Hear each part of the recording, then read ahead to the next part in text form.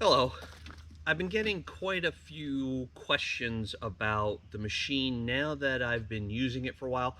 I bought this in August and I started doing the original video shortly thereafter with possible upgrades and things like that. So now that it's, well, short of a year, it's about 10 months that I have owned this, I wanted to just talk about some of the upgrades that I've done to it, things that I've liked, things that I haven't liked, what I'm going to do with it moving forward, things like that. So to start out, I've been using this a lot with mapping projects, different areas. I got to go hit some more off-road parks. I've been using it for a lot of my trainings all over the East Coast, some recreation riding, but most of it is a work vehicle for me. I've been really using this thing pretty hard, getting the things I need done with it, and I've had no complaints with it.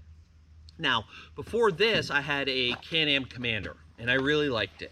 And I'm going to go over some of the differences that I've found with this over the Can-Am Commander that I really like, but also I drive a lot of different vehicles. Polaris, Can-Ams, CF Motos, Hondas, Kawasaki's, you name it. With these different places I go, especially with the trainings, a lot of these companies bring their own machines also.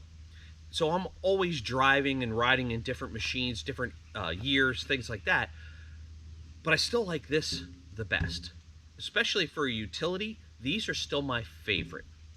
And one of the differences I found with the newer model, this actually has a cutout where if I'm driving through something with high range, and instead of it smoking the belt, it literally will steal all the power and low gear will pop up on the dash.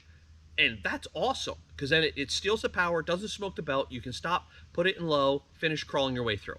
And let's face it, we've all been in that situation where we should shift the low, we didn't think about it to the last second, and usually you smell the belt or something like that. This is a good catch for it. And simple little spots where you're turning and the tire lightly touches a root and it's just enough that it should shift the low gear. It gives you an indicator now, which is phenomenal. And that really helps preserve and protect it. But I'm going to do a quick walk around with this so you can see some of the things that I've done and how I have it dialed in, that it works perfect for a training vehicle, a mapping vehicle, recovery, trail riding, and even just getting jobs done around the property at my house. All these things that this has been dialed into, that it works perfect for. So we'll take a quick walk around. You can see all the things I've done to it.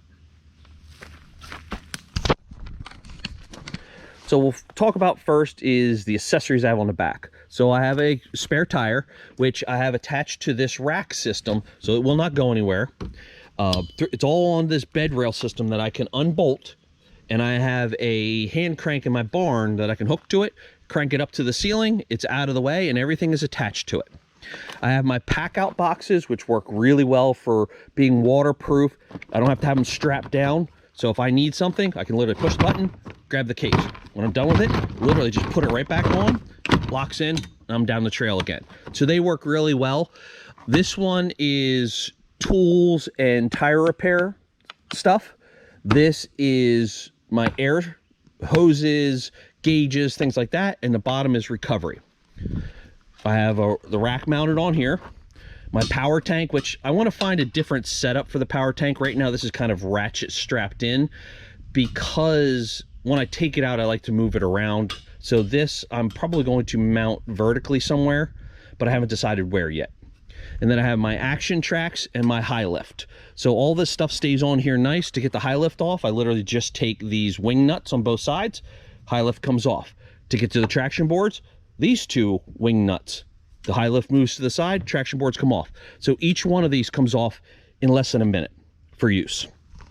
I still have full use of the bed, not with anything tall, but I still have full use of the bed if I need. The only thing that impedes that is a little bit with a spare tire. I am still going to put on my Thumper Fab rear frame stiffener.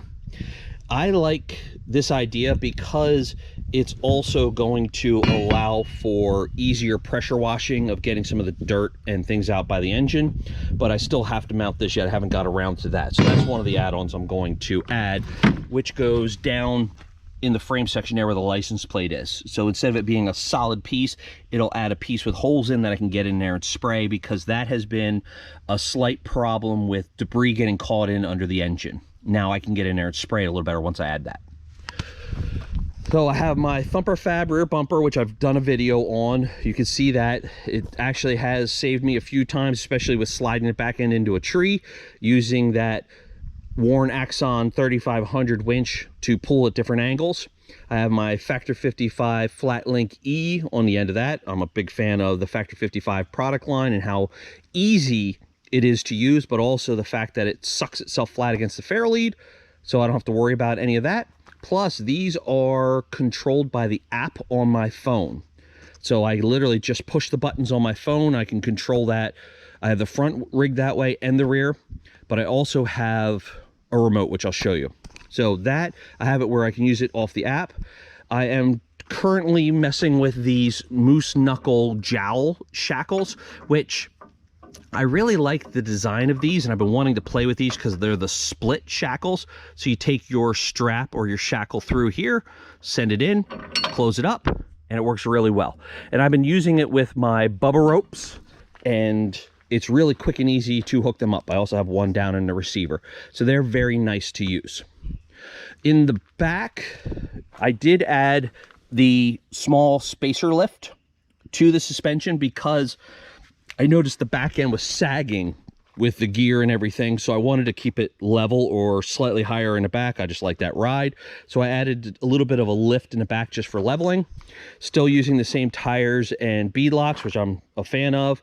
My rocker guards, they're homemade, have been working really, really well. They've been working out well. My Thumper Fab doors, these have been awesome. And driving through deep water, it doesn't keep all the water completely out, but it does delay the water coming in. So I can drive through water halfway up the doors, and it takes 20 or 30 seconds till the water starts slowly perking its way in. So I have a little bit of time that way to keep myself dry. But they still work really well, help keep myself clean and dry when I'm out on the trails. I added the rear lights in the rear bumper, so that helps with backing up at night. I still have my air compressor built in to use if needed, so that's been pretty handy. And that's where this hose here is. That's for my regular air compressor, so in case I run out of CO2 in my power tank. I added some more storage bins under the seats. It's because this model doesn't come with any. Here is the winch controller for my rear winch. I tucked it underneath this seat so it's out of the way, but yet I can still plug the winch remote into it and use it with the seat up or down. Works well. I added this Amazon special for when I'm doing GPSing. I can add my tablet here so I can use Onyx while I'm out on the trail, but it also works as a glove box. That's about it inside. I haven't done too much in there because it works the way it is. I added the Warn Can-Am Defender bumper, which I really like. It gives me shackle mounts, which are really nice. I have the Axon 5500 in the front with a Factor 55 Ultra hook. Love the setup. I added one of the, I don't even know if you can get them anymore, Warn lights made by Rigid. Awesome light. And then I added just that little bit of a brush guard to it, not only for a light mounting system, but also to protect the fenders for any trees or anything like that. But otherwise, this machine has been working phenomenal. I can't complain about it at all.